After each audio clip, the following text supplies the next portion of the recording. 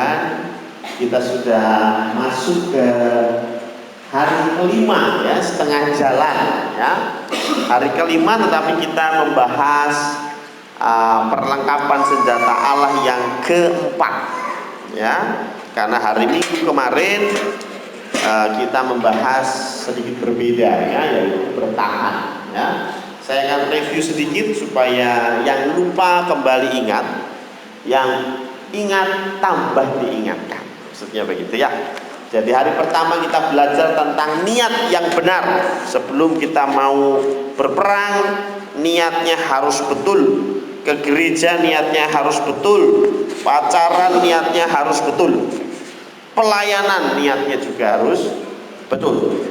Yang hari kedua kita belajar tentang yang kita lakukan juga harus benar.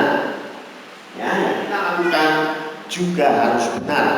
Ya, dan sesuai dengan apa yang Roh Kudus tuntun, karena hati nurani kita ini sudah rusak ya. Maka dari itu kita perlu ganti status, bukan status Facebook, tetapi status kita di hadapan Tuhan, dari orang yang di bawah murka Allah menjadi anak-anak Allah ya. Nah, lalu kemarin kita belajar tentang mulai menyerang setan ya, dengan cara lakukan penginjilan ya. Kemarin kita sudah belajar bagaimana kita harus punya hati Bapa ya, karena memang itulah inti dari kerelaan ya. Tuhan sudah menyelamatkan kita, nyun sewu, kita ini dipangan opone ya.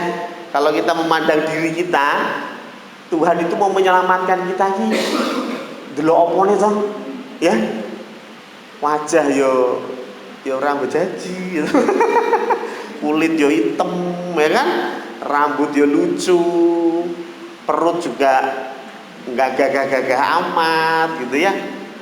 Tapi Tuhan mau tebus saya ya, karena apa? Tuhan punya kerelaan luar biasa. Maka dari itu kita juga harus punya hati Bapa dalam menginjili. Kita tidak perlu melihat wong kae ngopo diinjili, urusan gereja rasa jangan ya. Orang kayak begitu biarin mati, melakukan bom bunuh diri, biarin. Nah, ngentek-ngentek ke penduduk Indonesia, ada yang ngomong begitu ya. Nah, saya yakin itu bukan hati Bapak ya, hati Bapak tidak begitu. Nah, sekarang kita akan belajar tentang yang namanya perisai iman. Puji Tuhan saya sudah bisa bikin ya PowerPoint, semoga tidak salah ya. Jadi perisai iman kita ambil dari Efesus 6 ayatnya yang ke-16 ya. Kemarin 15, sekarang 16. Saya bacakan, dalam segala keadaan pergunakanlah perisai iman, sebab dengan perisai itu kamu akan dapat memadamkan semua panah api dari si jahat. Si jahat kita sudah belajar waktu hari kenaikan. Siapa itu si jahat, anak buahnya berapa banyak, ya kan? Kita sudah belajar itu ya. Terus mereka punya kemampuan apa, ya, sifat-sifatnya apa, kita sudah belajar. Maka dari itu malam ini kita belajar dua saja yang saya garis bawahi. Perisai iman dan panah api. Nah, ini menarik ya. Perisai iman ini koyo ngopo gitu ya. Jadi saya akan masuk dulu perisai, baru next ya. Kurang lebih perisai itu seperti ini ya. Bentuknya cukup besar. Ini biasa terbuat dari kayu ya, tapi sisi-sisinya itu dikasih besi. Karena kalau semuanya dari besi berat ya, nggak bisa bawa ya. Maka dari itu kayu, tapi di bagian depan itu seperti yang tengah itu dikasih logam, sisi-sisinya ini dikasih besi supaya bisa menangkis pedang gitu ya. Nah ini ya, di belakangnya itu buat pegangan, gocean bahasa Inggrisnya. Nah, kita coba di next ya. Nah, kurang lebih seperti Ya apa? Nah ini ya. Ini saya mau menunjukkan perbandingan ukuran dengan orang. Cukup besar ya? Cukup besar ya. Jadi perisai itu cukup besar sehingga bisa melindungi dari kepala bahkan sampai kaki kalau saya bisa lihat ya. Mungkin agak sedikit menunduk begini sudah terlindung semua. Ya, cuman kalau agak jentit bahaya ya. Kepala lolos, kaki lolos, pantat kena ya. Ya tidak ya, mereka sudah dilatih supaya jentitnya tidak terlalu ekstrim ya. Tapi inilah kurang lebih perisai itu ya. Dan perisai ini dikatakan perisai iman. Jadi saya tidak mau bayangkan perisai kayak apa. Ini udah jelas. Ini bicara tentang iman. Sudah, nggak usah pusing-pusing gitu. Ini pasti bicara tentang iman. Nah coba kita buka Ibrani 11 ayat 1. Ini jelas berbicara tentang iman. Iman adalah dasar dari segala sesuatu yang kita harapkan dan bukti dari segala sesuatu yang tidak kita lihat. Jadi iman berbicara tentang sesuatu yang belum ketok. Kalau misalnya malam ini saya beriman Bumut datang PBB, itu namanya bukan beriman, sudah datang kok ya. Jadi beriman itu yang belum ya. Saya imani Jokowi jadi presiden lagi 2019, contoh ya. Contoh ya, saya nggak bicara politik ya, tapi contoh. Sudah belum belum terjadi. Nah itu merupakan iman. Pak Marno, saya punya iman nanti cucu saya akan menjadi cucu yang takut akan Tuhan. Sudah belum? Belum. Oh lahir belum gitu. Tapi itu namanya iman. Jadi iman itu kita berpikir ke depan ya. Berpikir ke depan ini berbicara tentang iman.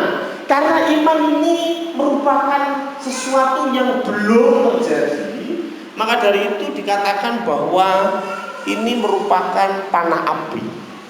Ya, lawannya itu panah api. Coba lihat panah api itu kayak apa? Wah, jangan lihat ceweknya, lihat panah apinya ya.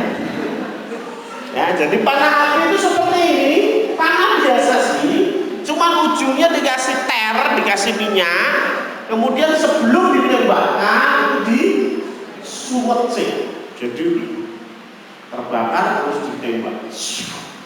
Dan ini punya daya hancur yang luar biasa. Jadi kalau zaman sekarang ada serangan darat, serangan laut, dan serangan udara, ini termasuk serangan udara zaman itu. Ya, karena ini bisa ditembakkan dari jarak jauh. Saya tadinya mau nyetel film tentang panah ini, tapi terlalu sadis ya. Saya ambil dari yang Spartan 300 itu ya. Sadis juga ya. Janganlah, saya ambil gambar saja ya. Video Anda cari sendiri. Tapi ini ngeri. Kalau waktu saya lihat di video klipnya Spartan, itu ketika panah ini ditembakkan sampai langit ini tertutup sama panah. Sampai hitam. Isinya apa? Panas semua, bukan panah api sih, tapi panas semua. Wah, ngeri sekali ya. Jadi ini serangan udara kalau zaman sekarang ya. Mau dibombardir dari atas. Dan api ini berbicara sesuatu yang kecil tapi bisa menjadi besar dan berdampak luar biasa. Ya, makanya seringkali Tuhan selalu kasih perumpamaan dia itu api. Betul ya? Lidah api ketika Pentakosta, ketika ketemu sama Musa, semak yang berapi juga, betul ya, tapi tidak terbakar. Tapi intinya api berbicara sesuatu yang kecil, tapi berdampak besar. Ya. Makanya saya sering bilang bahwa setan itu pengkopi Tuhan. Ya, bukan Tuhan mengkopi setan loh ya. Setan mengkopi Tuhan. Ya, ketika Tuhan kasih contoh dirinya adalah api yang ketika membakar hatinya Mas Trisno, Jadi semangat berapi-api, betul ya? Melayani Tuhan. Setan juga ternyata kopi itu, dia punya satu cara yang sedikit saja, tapi ini ternyata bisa menyebabkan kerusakan yang luar biasa. Apa itu? Saya bilang ini namanya keraguan. Jadi iman itu akan hancur kalau engkau punya keraguan. Iman itu kan mantap toh. Iman itu tidak ragu kan.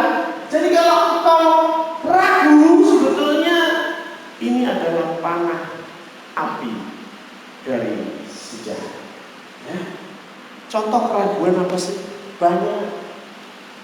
Ketika ke gereja, mari Bapak Ibu kita berikan persembahan syukur kita, persembahan perpuluhan kita. Saya tahu pasti di antara kita juga ada yang lah nggak ngasih persepuluhan aja udah kembang kempis ya kan. Loh bener dah ya. Terus sekarang apalagi mau puasa, Masya Allah, semua pasti naik ya. Apa cukup? Saya mau bilang itu salah satu panah api yang dilancarkan sejarah ya. Itu panah api. Saya dapat punya teman dia cerita tentang sharing bagaimana pelayanan dia. Dia berdua sama temannya ya, sama-sama hamba Tuhan, sama-sama nggak punya duit ya, melayani di satu gereja kecil sederhana. Di situ ditantang, ayo kita kasih yang terbaik untuk Tuhan. Makanya agak sedih kalau kita suka nyanyi apa, persembahan kami sedikit sekali ya dilayani Tuhan ya, persembahan kami sedikit sekali, kiranya Tuhan terima. Enakan gitu.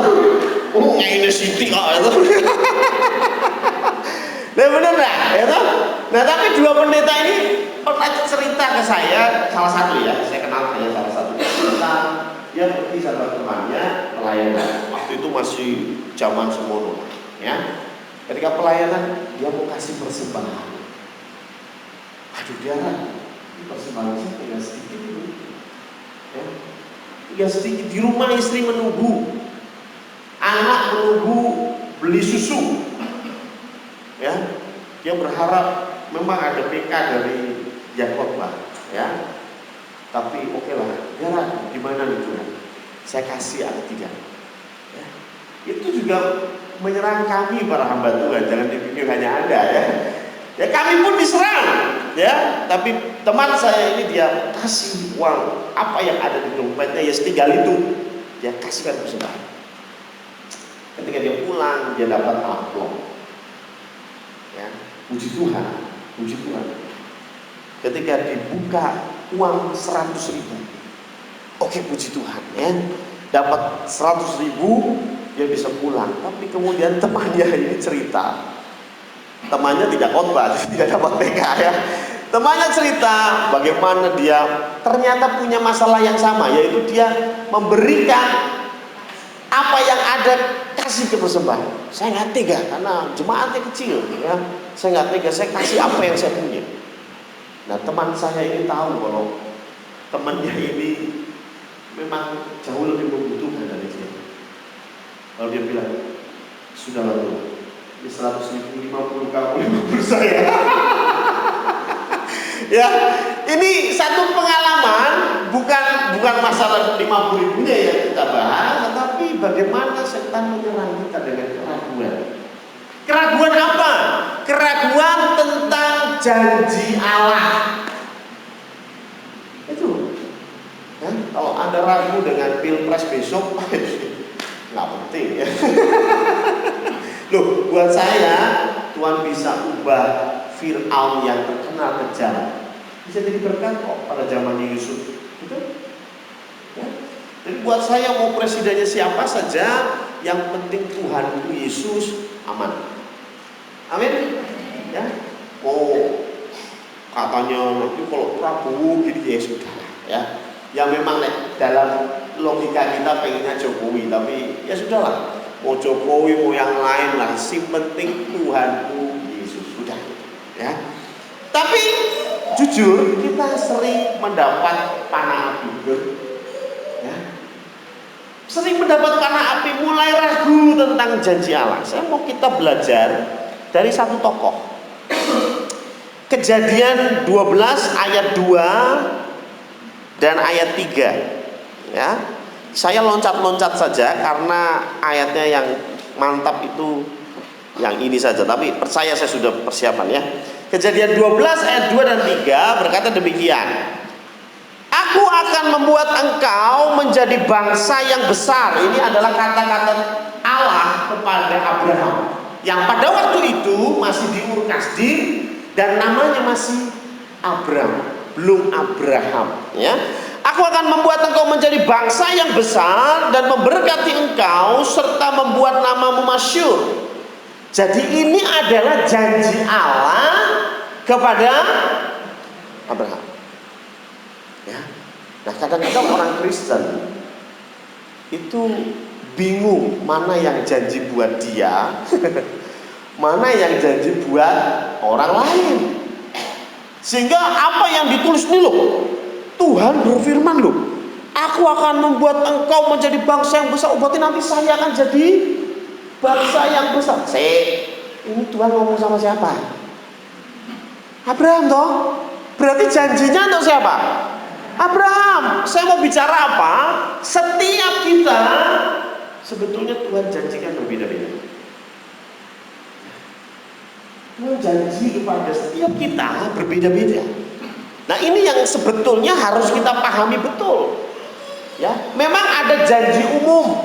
Contoh, kalau engkau mengabarkan Injil, aku akan menyertai kamu senantiasa. Kenapa itu disebut janji umum? Karena Tuhan berbicara kepada semua murid.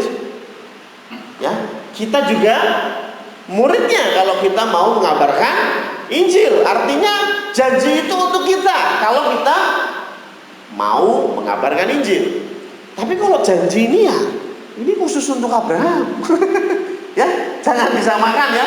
Nanti masuk pulang bikin yang keempat.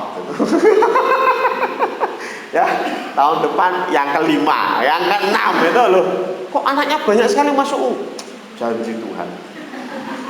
Aku akan menjadi bangsa yang besar. Ya toh?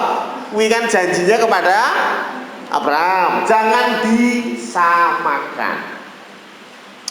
Begitu juga dengan saya. Ini kalau saya boleh berbicara secara pribadi, saya pun dulu saya memang betul rindu akan hadirnya seorang anak, ya.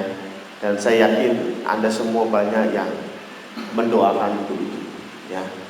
Tetapi Tuhan sudah jawab, ya, dengan caranya bahwa memang saya dan Ika tidak akan punya anak. It's okay, ya. Jadi saya minta juga Anda perlu doakan lagi lah, ya. Doakan yang lain saja. Loh kenapa? Karena saya tahu itu bukan janji untuk saya. Saya pahami itu dan it's okay, bukan berarti saya ragu. Wah, Pak Pendeta gak punya iman. Enggak, bukan itu. Tapi memang janji kepada setiap orang itu berbeda. Enggak, jangan semuanya dipukul rata. Ya, jangan bilang berapa sih Tante Ika umurnya sekian. Tenang saja, Sarah aja 90 tahun punya anak. Oh, jadi pada. No. Ya, ini kan kasus khusus. Memang Tuhan punya janji kepada Abraham. Ya, tapi Tuhan tidak pernah janji itu kepada saya. Ya, jadi it's okay. Ya, saya tidak menyesal, bahkan saya bersyukur untuk itu. Ya. Nah, kita kembali ke sini.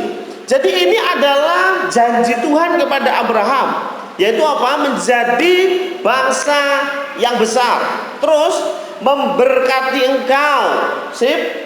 Terus membuat namamu masyhur, Ya, bahkan ayat ketiga, aku akan memberkati orang-orang yang memberkati engkau dan mengutuk orang-orang yang mengutuk engkau, dan olehmu semua kaum di muka bumi akan mendapat berkat. Jadi yang pertama janjinya jadi bangsa yang besar. Yang kedua jadi duitnya banyak, ya toh? Memberkati engkau dalam arti kata duit, ya. Zaman itu kambing dan domba, ya, punya banyak piaraan, ya. Ya, kambing, domba, apalagi pedret, ya, apalagi itulah, ya. Ya, dan yang keempat dikatakan engkau akan menjadi berkat. Ternyata menjadi berkat itu pun janji Tuhan. Ya. Nah, kalau yang menjadi berkat ini itu janji Tuhan kepada setiap kita. Bukankah Matius 5 berkata, engkau akan menjadi terang dan menjadi garam. Nah, artinya apa? Kita menjadi berkat. Ya, kita menjadi berkat. Tapi kalau yang lain nanti dulu, ya. Nanti dulu, tidak semua mendapat janji yang sama. Nah, coba kita lompat kepada Kejadian 12 ayat 12. Tentu Bapak Ibu tahu cerita Abraham. Bagaimana Abraham menanti-nantikan anak sampai kemudian dikasih. Terus anaknya disuruh apa? Disuruh dipersembahkan, disembelih. Gitu?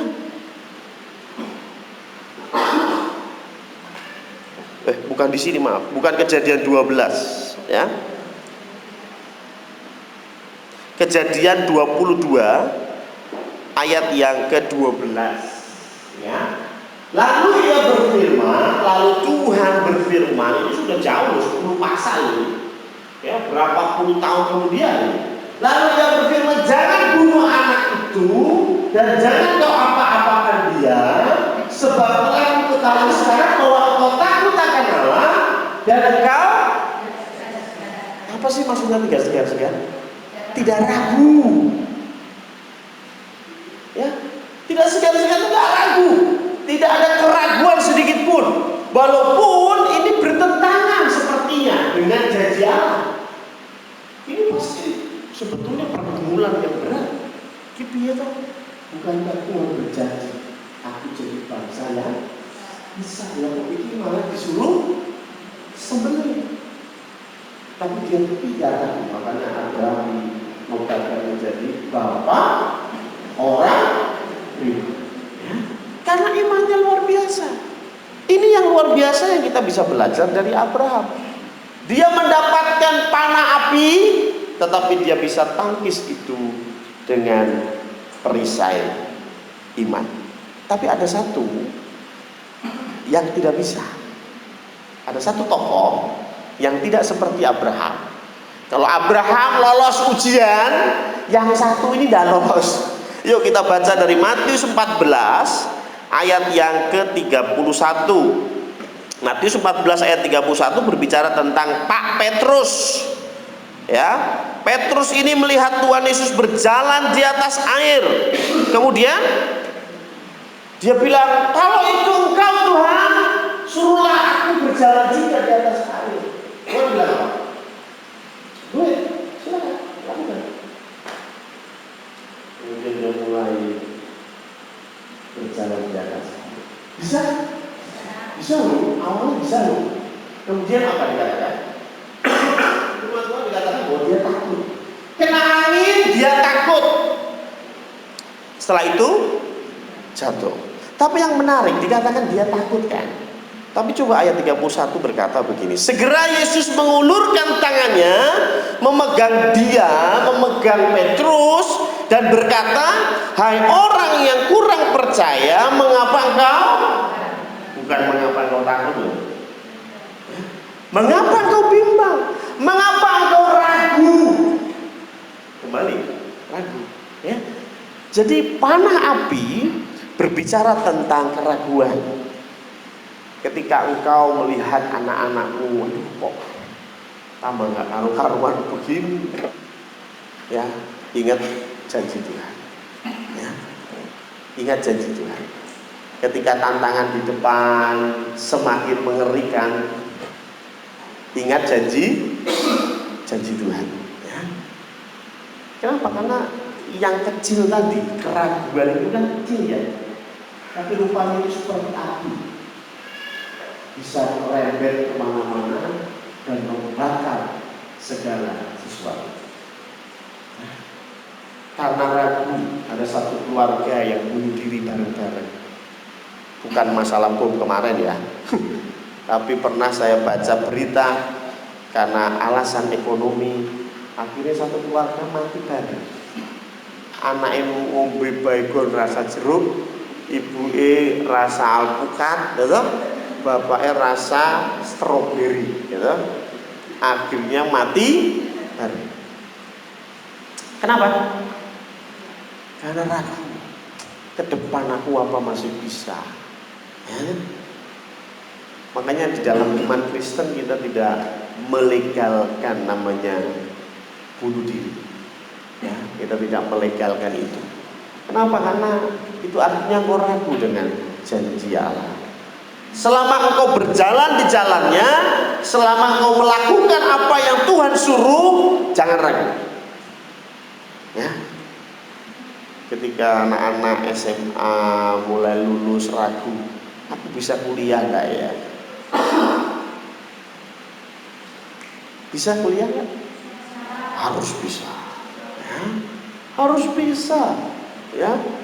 Kenapa? Jangan ragu lah, terus duitnya sekondi wes sing mikir biar Gusti Allah, ya. Yang penting kau belajar yang rajin. Nah, kamu main terus PS-an, itu main HP itu aja nggak modal, wifi-nya ngemis di gereja, itu malam-malam kumpul di sini, itu kenapa? Karena di rumah nggak punya kuota, itu mainnya ke gereja, main handphone, wifi, ya ojo ngimpi, gitu. Tapi kalau engkau serius, studimu serius, belajarmu serius, Tuhan berjanji Tuhan akan cukupkan apa yang engkau perlukan, Tuhan akan sediakan, ya. Kalau engkau cuma perlu wifi, ya sudah, Tuhan cuma sediakan wifi. Tapi kalau engkau perlu kuliah sampai S3, embuh piye carane, Tuhan akan sediakan. Pilih mana? Wifi atau S3? Ya, kenapa? Karena Tuhan tahu apa yang kita perlukan. Ini kowe ra niat kuliah yo selasa kuliah, ya toh? Ya. Amin. Amin, ya. Jadi yang namanya panah api itu keraguan. Jangan sampai kita ragu. Jangan sampai kita jatuh berdarah-darah hanya karena satu titik lemah, yaitu keraguan. Ya, jangan pernah ragu. Nah sekarang tadi ada satu lagu bagus. Lagu ini bicara apa? Peganglah tanganku Roh Kudus setiap hari. Ini baik sekali ya. Ada yang tahu nggak siapa murid yang paling dikasih oleh Tuhan Yesus? Yohanes. Ya, tapi yang menarik kalimat tentang murid yang paling dikasih itu hanya ada di Injil Yohanes.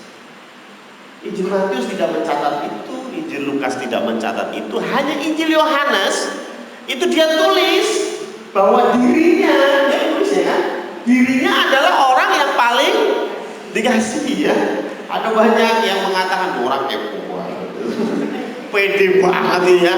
Masa dia mengatakan dirinya sendiri adalah orang yang dikasihi, tapi saya percaya tafsiran lain yang berkata bahwa sebetulnya Yohanes ini berpegang kepada kasih Bapa. Kasih kita itu up and down, ya. Gak usah sama Tuhan lah, sama istri aja kadang-kadang up and down, ya. Kalau istri lagi nyenengke gitu, wah sayang, tapi mau lagi jengkel gitu, saudara, mars lah karmu gitu. Loh, cuman masalah kasih dengan istri saja up and down. Ya sama anak-anak gimana? Sama. Ya. Kalau masuk ini baik, ya, bersih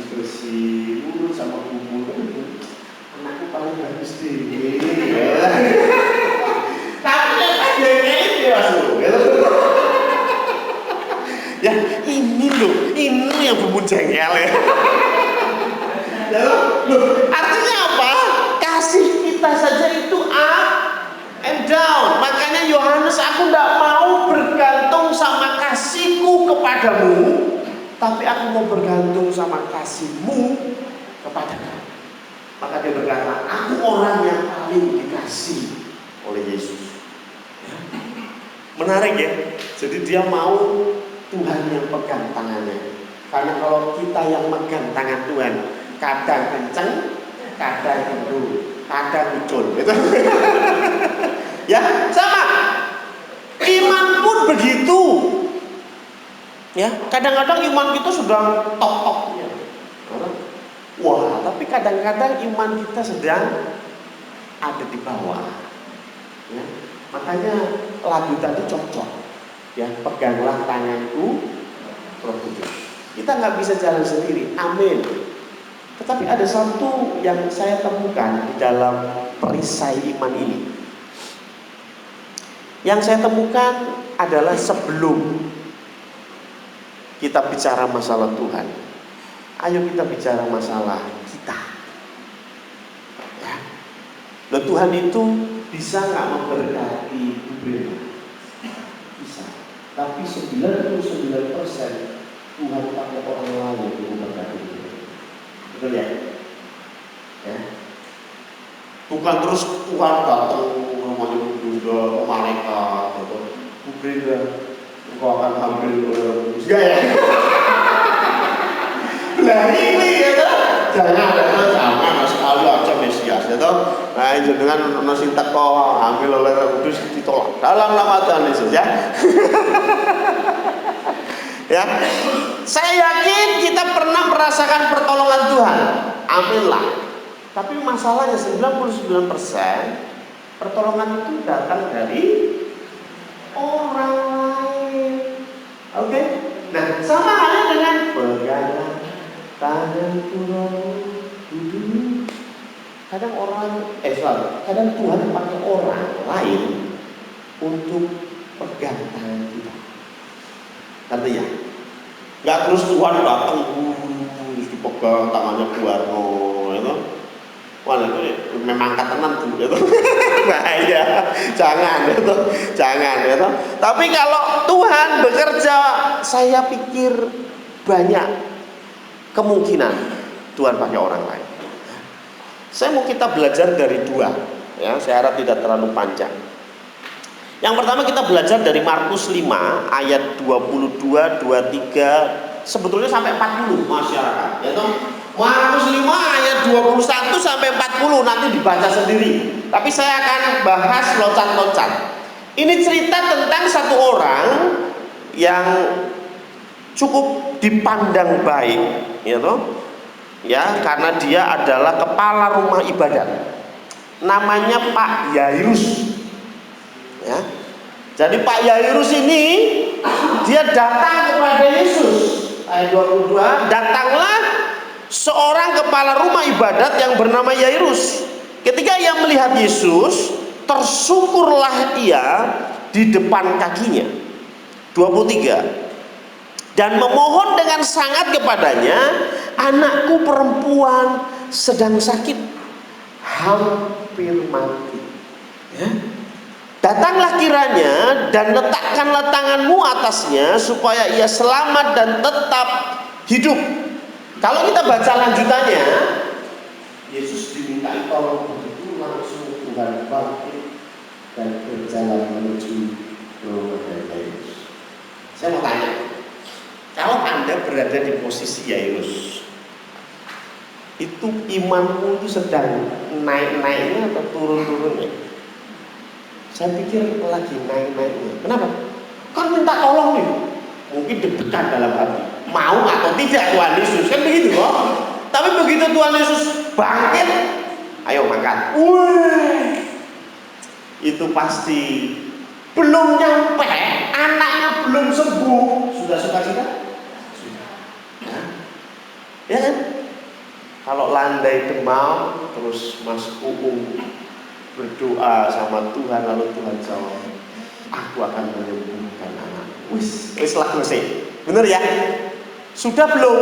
Belum sih. Tapi ketika Tuhan bilang begitu, iman Yairus selesai.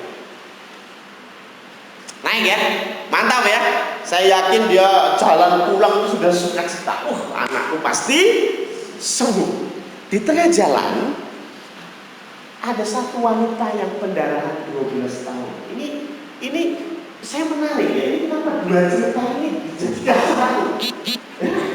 Ini ada wanita yang pendarahan 12 tahun yang mendekat kepada Yesus dan menjamah jumbai.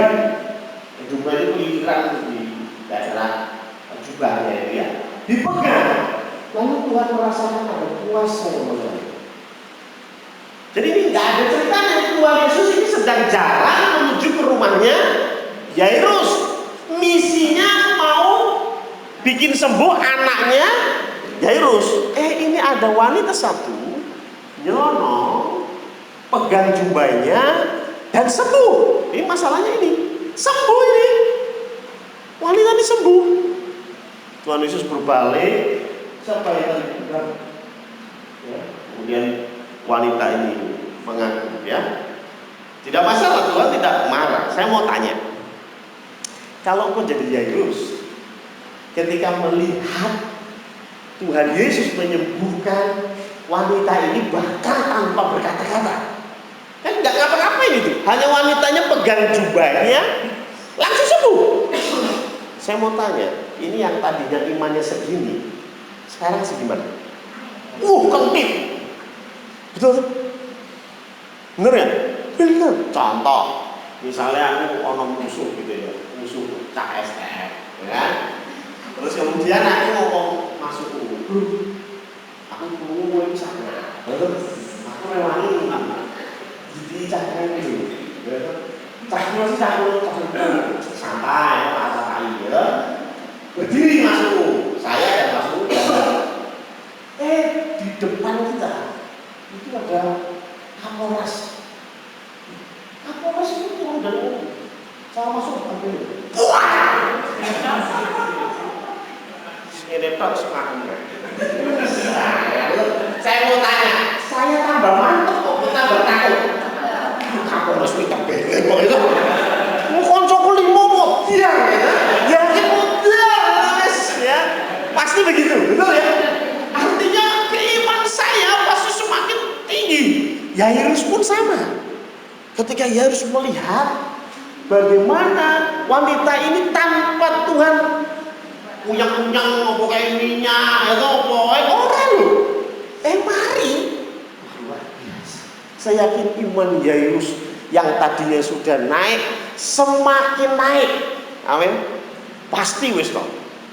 Tapi yang menarik ayat 35 coba kita baca. Ayat 35 begini. Ketika Yesus masih berbicara, ketika saya baca wanita tadi burung bar ngomongnya gitu loh. Ketika Yesus masih berbicara, datanglah orang dari keluarga kepala rumah ibadat atau keluarganya si Yairus gitu loh. Datang keluarganya Yairus dan berkata apa? Anakmu sudah mati.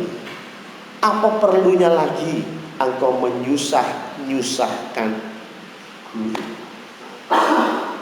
Kalau saya jadi Yairus, itu iman yang tadinya menembus plafon gereja itu langsung nancep ke bawah. Selap, betul. Yang tadinya dia sudah berbunga-bunga, anakku pasti sembuh, ini orang luar biasa.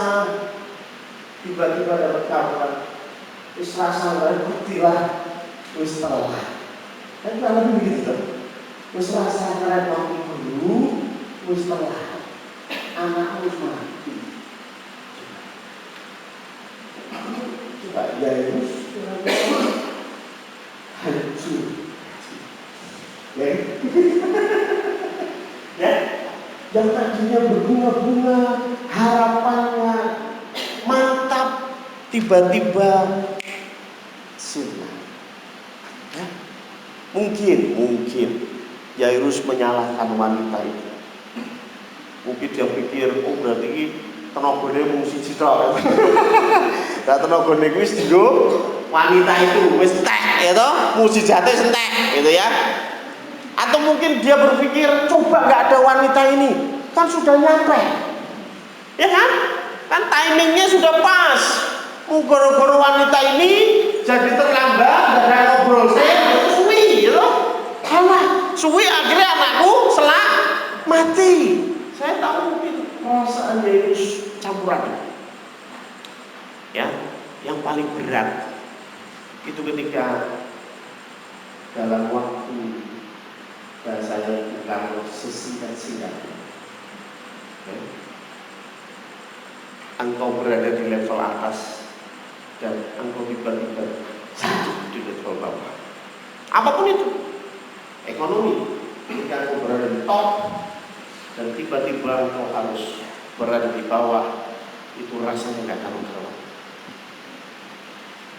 Ketika engkau mencintai seseorang 130 derajat, di atas 30% derajat, cuma kemana? 130% ya toh. Tidak usah dibahas derajatnya. Kenapa ini dibahas derajatnya? 130% Aldo mengasihi Enda. Yes. Tapi dalam satu peristiwa Aldo menjadi benci betul sama Enda.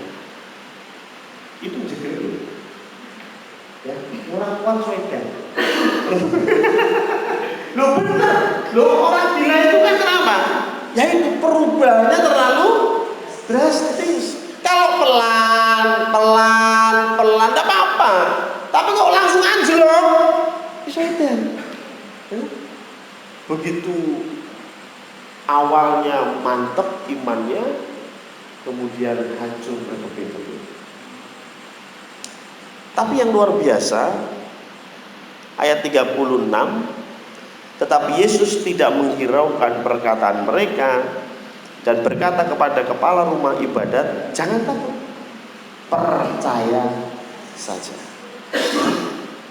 Saya yakin ini Tuhan sedang berusaha memulihkan imannya si Yairus. Ya, Tuhan tidak berkata percaya saja ketika awal, tidak, karena Tuhan tahu ini mau usah dikasih tahu, dia sudah senang, dia udah cengenges. Tapi begitu ada informasi anaknya sudah mati, Tuhan merasa perlu untuk pegang tangan Yesus. Ya, jangan takut, percaya saja. Kemudian ketika Tuhan sampai di tempat itu, ayat 38 berkata begini, mereka tiba di rumah kepala rumah ibadat dan di sana dilihatnya orang-orang ribut, menangis dan meratap dengan suara nyaring karena anaknya mati. Ya. 39, sesudah Yesus masuk, Yesus berkata kepada orang-orang itu, mengapa kamu ribut dan menangis? Anak ini tidak mati, tetapi tidur. Ayat 40. Tetapi mereka menertawakan dia. Ini yang saya bilang bahwa kita punya dua tipe teman. Satu tipe adalah teman yang sebetulnya bukan teman, tetapi lebih tepat penonton. Ada orang-orang di sekitar kita memang dia hanya penonton. Penonton itu apaan sih? Penggembira. Kalau ketika kita jatuh di kompor-kompor ini, nah itu penonton itu. Ya kan? Nah, main sepak bola, nendang, orang pas, orang gol. Penonton ngapain? Goblok, ya kan? Betul ya? Betul ya? Itu penonton. Dan dalam kasus ini, coba menarik ya. Tuhan sudah bilang kepada Yesus, percaya saja. tapi lingkungan sekitar dia menertawakan. Saya mau tanya ini yang ditertawakan siapa? Ya tentu Tuhan Yesus, ya kan? Kata-kata Tuhan Yesus ditertawakan. Jangan heran ketika engkau sedang berusaha membangkitkan imanmu. Memang istri saya itu belum kenal Tuhan, tapi firman Tuhan berkata satu orang percaya seluruh isi rumah diselamatkan. Terus temanmu ngimpi dong, benar ya? Ketika kita mendengar suara Tuhan, jangan harap semua orang setuju dengan itu. Mungkin banyak yang akan menertawakan. Alah ini, kamu sudah semua ini kok masih belajar firman. Betul? Itu yang kadang-kadang terjadi. Ya. Di sekitar kita hanya ada penonton. Mereka hanya suka kalau sedih ya ikutan sedih. Loh, penonton kan begitu. Ya, Mbak Eni kalau lagi lihat drama Korea sedih ikut nangis. Ya, kadang-kadang kelihatannya seperti teman. Ketika Maya curhat sedihannya, orang satu ini ikut nangis. Wah, ya kan? Kelihatannya tuh, belum tentu loh. Ya, bisa jadi dia hanya penonton. Penonton tuh ngapain sih?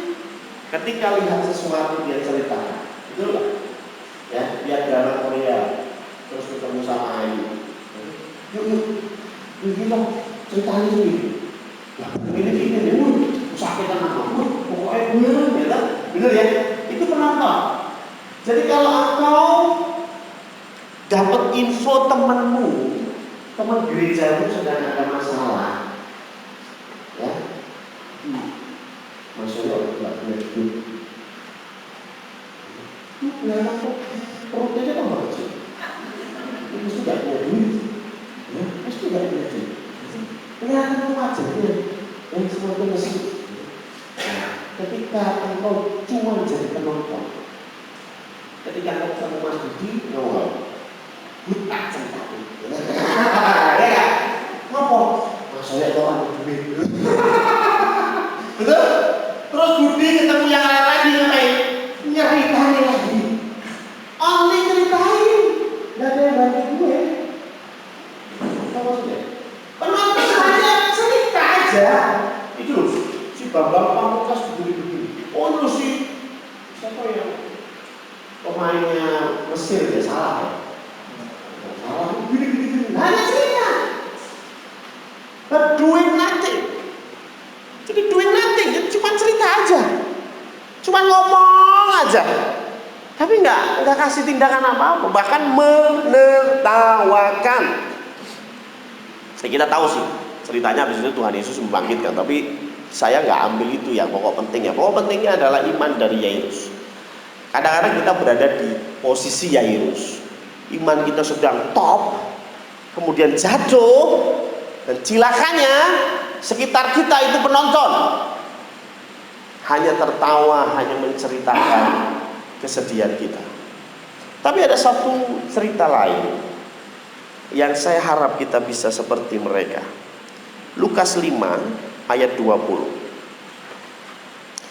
Lukas 5 ayat 20 ini menarik. Cerita tentang satu orang yang lumpuh, yang sakit. Ketika mau dibawa masuk ke rumahnya, mungkin rumahnya Petrus, di sana penuh sesak. Tuhan Yesus di dalam, penuh sesak. Kemudian 4 orang ini punya ide. Ayo kita buka, kita turunkan orang ini. Teman kita ini kita turunkan. Ya, saya yakin bahwa orang sakit naik ke atap itu bukan perkara mudah, ya, tentu sulit. Dan juga lihat-lihat sakitnya apa. Kalau sakitnya obesitas, tambah sulit lagi ya.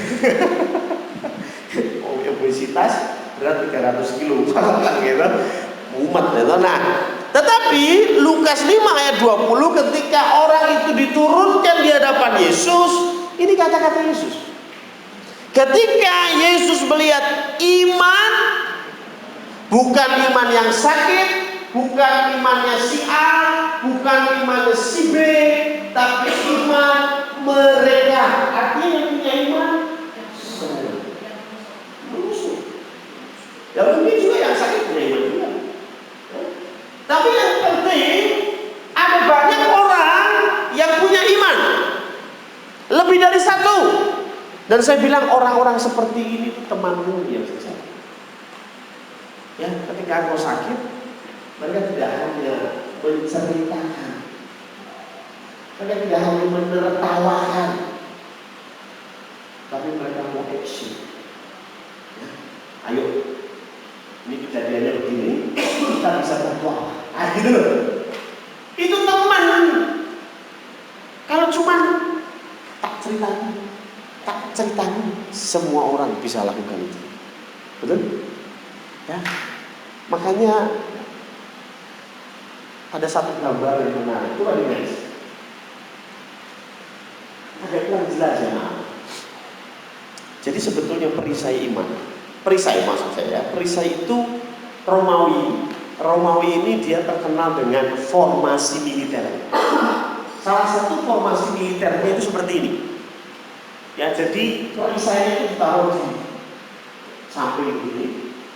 Terus temennya kasih perisainya di atas. Ya, sehingga jadi kotak gitu. Ini semuanya perisai itu. Kotak gitu. Dan ini sangat sulit ditembus. Coba di next slide. Ini contohnya lagi. Ini perisainya menutupi atas dan bawah. Ini relief yang ditemukan di penggalian arkeolog di Romawi. Ya. Jadi mereka bersama-sama perisainya ditaruh di depan sama di atas. Ya. Itu yang kemarin hari Minggu saya jelaskan tentang bertahan. Ya. Jadi kita ini satu keluarga, Bapak Ibu. Dan saya harap engkau adalah teman sejatiku. Ya. Kadang-kala saya juga ada masalah. Jangan hanya diceritakan kemana-mana, ya. Tapi please help me, ya. Tolong bantu saya. Ketika Mas tadi kena masalah, jangan hanya diomongin, yuk kita doakan hari Selasa. Ya baik, itu baik. Tapi jangan hanya sekedar mendoakan. Apa yang bisa kita bantu? Ayo kita bergerak. Kalau perlu angkat ke atap, ayo kita angkat ke atap. Karena kita adalah teman sejati. Kalau Pak Budi punya masalah, jangan hanya diceritakan dan ditertawakan, tetapi ayo realnya apa? Ya, menjenguklah, ngobrol lah. Lo orang yang kena masalah itu kan kadang-kadang nggak perlu bantuan yang aneh-aneh. Dijak ngomong itu sudah enak, betul ya? Oh lagi pikiran pusing 7 keliling, stres, itu paling Pak Eko datang, Bud, nyayam yuk, wah cukup, betul? Itu sudah memberikan kelegaan, betul? Ya kan? Saya berharap gereja kita satu dengan yang lain menjadi teman sejati. Jangan kita cuma jadi penonton, ya, tapi jadilah teman sejati. Nah terus pertanyaannya, bagaimana kita bisa mendapatkan teman seperti itu? Setuju ya? Itu pertanyaan besar itu ya. Tentu semua mau punya teman seperti itu. Ya, saya pun mau punya teman yang luar biasa, yang mau take action untuk membantu saya, tidak hanya obdo. Ya. Saya mau juga. Dan saya yakin Anda mau. Gimana caranya? Kita buka di Lukas 7 ayat 12. Ini terakhir, ayat terakhir yang menutup PDP hari ini, ya. Oh, kok Lukas? Maaf. Matius, ya. Matius 7 ayat yang ke-12. Segala sesuatu yang kamu kehendaki supaya orang berbuat kepadamu, perbuatlah demikian. Ya. Jadi kalau engkau ingin punya teman yang care, apa yang harus kau lakukan? Ya harus care dulu. Ya. Kalau engkau mau punya teman yang ketika engkau jatuh, dia pegang tanganmu, dia gandeng engkau, engkau harus apa? Lakukan yang sama untuk temanmu. Ya. Jangan menunda, jangan berpikir ya lu dulu yang mulai dong. Tuhan bilang apa? Perbuatlah demikian juga kepada mereka. Kita harus lebih dulu melakukan. Saya harap jemaat Condrokusumo bisa semakin mantap. Satu perisai iman memang hebat, tetapi 100 perisai iman jauh lebih dahsyat. Amin.